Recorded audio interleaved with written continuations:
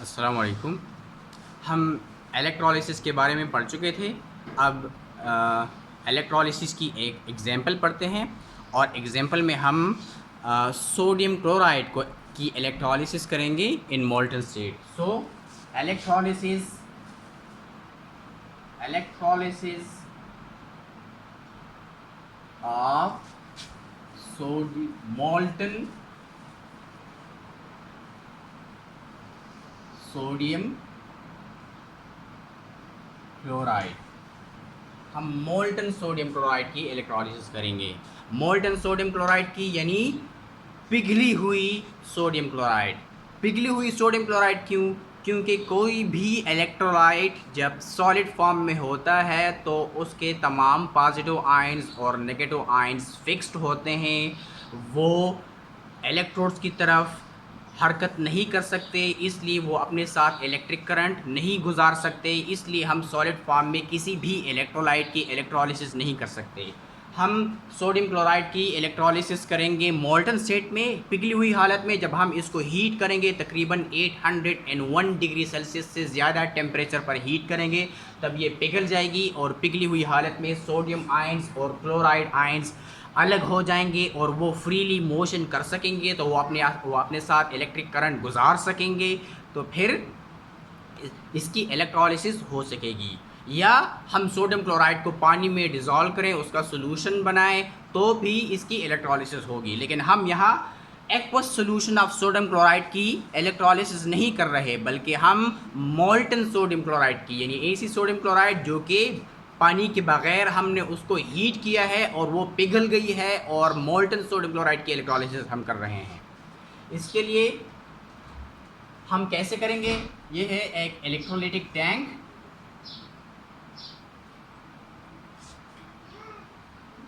ये हो गया एक इलेक्ट्रोलाइटिक टैंक।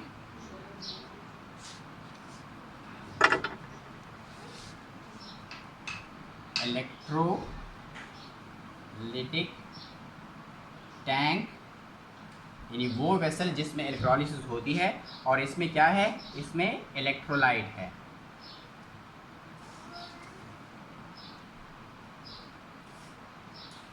कौन सा है? इसमें इलेक्ट्रोलाइट है। कौन सा इलेक्ट्रोलाइट? मोल्टन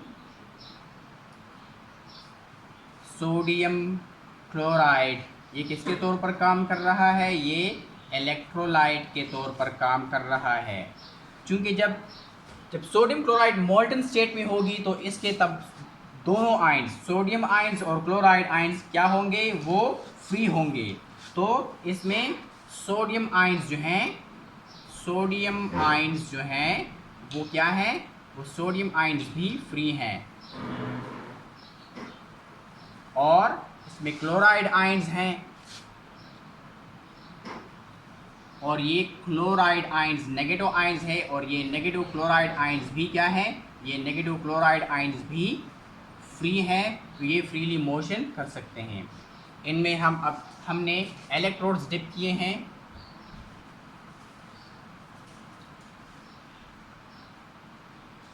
यहाँ पर हो गया एक इलेक्ट्रोड,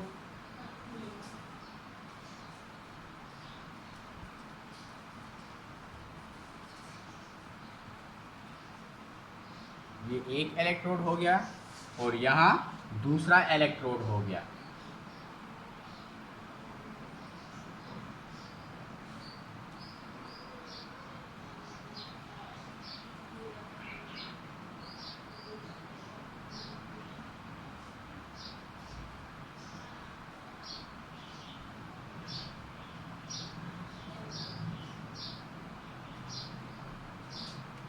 ये बैटरी है, ये बैटरी के पॉजिटिव टर्मिनल जो कि हमने बड़ी लाइन से जाहिर किए, और ये बैटरी के नेगेटिव टर्मिनल जो कि हमने छोटी लाइन से, ब्लैक लाइन से जाहिर किए। ये एनोड है, और ये पॉजिटिव टर्मिनल हो गया। एनोड बैटरी के पॉजिटिव टर्मिनल के साथ कनेक्टेड है, इसलिए एनोड पर पॉजिटिव चार्ज है। एनोड इज पॉजिटिवली चार्ज, और वो नेगेटिवली चार्ज आयंस, जिनको एनायंस कहते हैं, उनको अपनी तरफ अट्रैक्ट करेंगे। इसी तरह ये नेगेटिव टर्मिनल हो गया बैटरी का,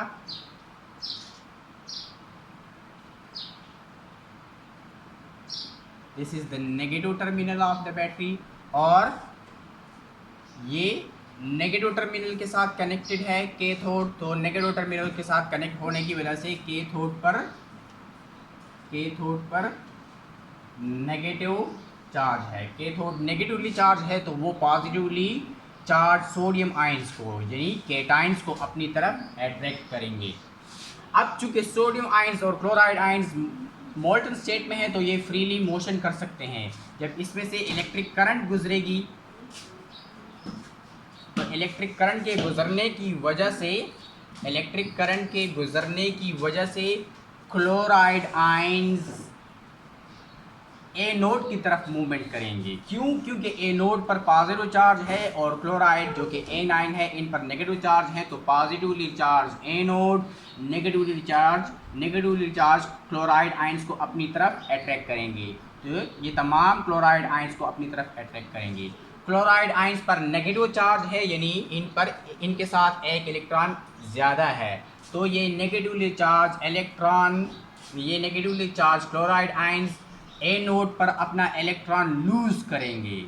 नेगेटिवली चार्ज क्लोराइड आयंस ए नोड पर पहुंचकर अपना इजाफी इलेक्ट्रॉन लूज करेंगे और क्लोरीन गैस में कन्वर्ट हो जाएंगे, और क्लोरीन गैस यहाँ से बबल्स की शक्ल में लिबरेट हो जाएगी। यानी कैसे होगा रिएक्शन एट ए नोड पर कौन सा रिएक्शन होगा? Reaction at A node, chloride ion, एक क्लोराइड आयन ए नोड पर पहुंचकर अपना इजाफी इलेक्ट्रॉन लूज करेगा। ये इलेक्ट्रॉन क्लोराइड आयन ने लूज किया तो किसको दिया?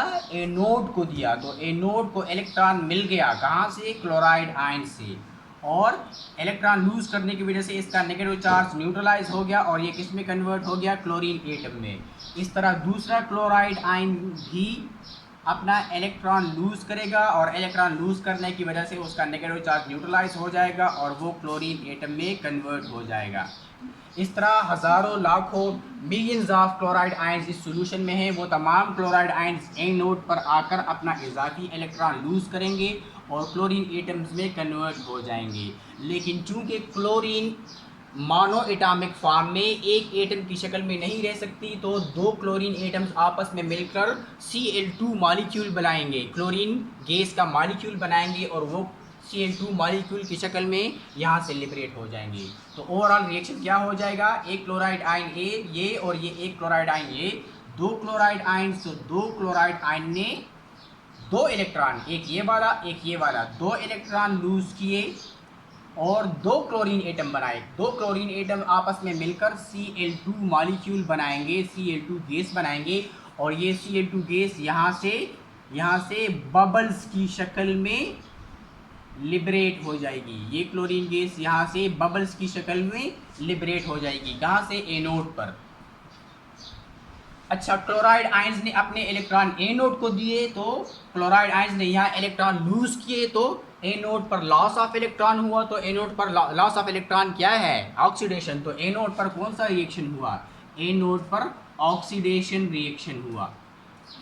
अब ये इलेक्ट्रॉन जो कि क्लोराइड आयन ने लूज किए हैं, ये इलेक्ट्रॉन ए नोड से वायर्स, बैटरी और फिर वायर के जरिए कहाँ पर आएंगे? कैथोड पर आ जाएंगे। तो ये इलेक्ट्रॉन अब कहाँ पर आ गए हैं? कैथोड पर। कहाँ से? ए नोड से, वायर्स के जरिए।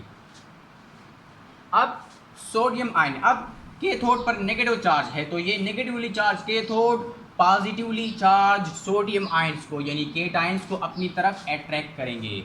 तो सोडियम आयंस पर पॉजिटिव चार्ज है यानी इनके साथ एक एक इलेक्ट्रॉन कम है, तो ये सोडियम आयंस कैथोड पर पहुंचकर कैथोड से इलेक्ट्रॉन गेन कर लेंगे, वो इलेक्ट्रॉन जो कि कैथोड पर एनोड से आए थे। और इलेक्ट्रॉन गेन करने की वजह से ये सोडियम आयन से सोडियम एटम में कन्वर्ट हो जाएंगे। तो कैथोड पर कौन सा रिएक्शन होगा? Reaction at cathode, reaction at cathode.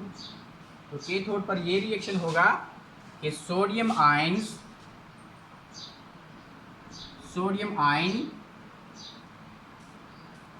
Cathode की तरफ आएगा और वो कैथोड से वो वाला इलेक्ट्रॉन गेन करेगा जो कि इसकी तरफ एनोड से आया था थ्रू थ्रू वायर्स। तो सोडियम ने एक इलेक्ट्रॉन गेन कर लिया और क्या बनाया, सोडियम एटम बनाया, और ये सोडियम एटम अब सॉलिड फॉर्म में है। इसी तरह दूसरा सोडियम आयन भी कैथोड की तरफ आएगा और कैथोड से इलेक्ट्रॉन गेन करेगा और सोडियम एटम में कन्वर्ट हो जाएगा, जो कि सॉलिड फॉर्म में होगा। तो ओवरऑल इस रिएक्शन को आप इस तरह लिख सकते हैं कि दो सोडियम आयन्स ने दो इलेक्ट्रॉन गेन किए और दो सोडियम एटम बनाए सॉलिड फॉर्म में। अब ये सोडियम एटम सॉलिड फॉर्म में बन गए और ये सॉलिड फॉर्म में जो सोडियम आयन्स बने हैं या ये कहाँ बने हैं, कैथोड पर बने हैं, क्योंकि सोडियम आयन कैथोड की तरफ गए थे। कैथोड पर पहुंचकर उन्होंने इलेक्ट्रॉन लिए और सोडियम एटम में कन्वर्ट हो गए सॉलिड फॉर्म में। तो ये सॉलिड सोडियम अब कहाँ पर बनी है, बिल्कुल कैथोड के साथ बनी है। तो ये सॉलिड सोडियम कैथोड पर सॉलिड शक्ल में डिपॉजिट हो जाएंगे। ये सॉलिड सोडियम कैथोड पर सॉलिड हालत में डिपॉजिट हो जाएंगे। अगर आप इस कैथोड को बाहर निकालें तो जो सोडियम इसके ऊपर सॉलिड हालत में डिपॉजिट हुई है, आप इसको नाइफ या चाकू की मदद से कुरेद सकते हैं, क्योंकि ये सोडियम एक सॉफ्ट सॉलिड है। तो इसको आप चाकू की मदद से कैथोड से कुरेद सकते हैं। क्यों? क्योंकि वो सोडियम कैथोड पर डिपॉजिट हुआ था।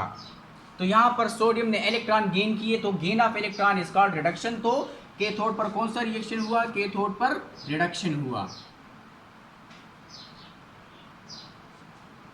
अगर आप, तो ये कौन सा रिएक्शन हो गया, ये हो गया एनोड रिएक्शन। और ये कौन सा रिएक्शन हो गया, ये हो गया reaction cathode reaction, that is reaction at cathode. अगर आप इस एनोड हाफ रिएक्शन को, या एनोड पर कौन सा रिएक्शन हुआ है, ऑक्सीडेशन। अगर आप एनोड रिएक्शन को या ऑक्सीडेशन हाफ रिएक्शन को कैथोड रिएक्शन के साथ यानी रिडक्शन हाफ रिएक्शन के साथ ऐड कर दे, तो इससे नेट रिएक्शन हासिल होगा इस तरह।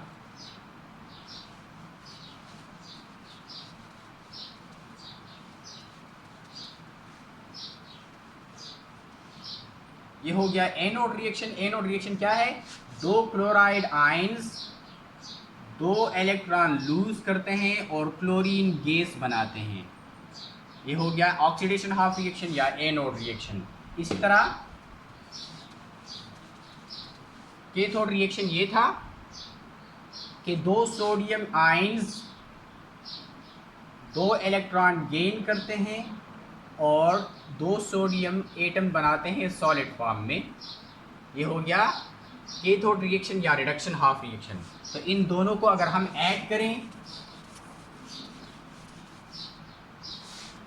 ऐड करने से क्या हासिल होगा, नेट रिएक्शन हासिल होगा। तो नेट रिएक्शन क्या हो गया,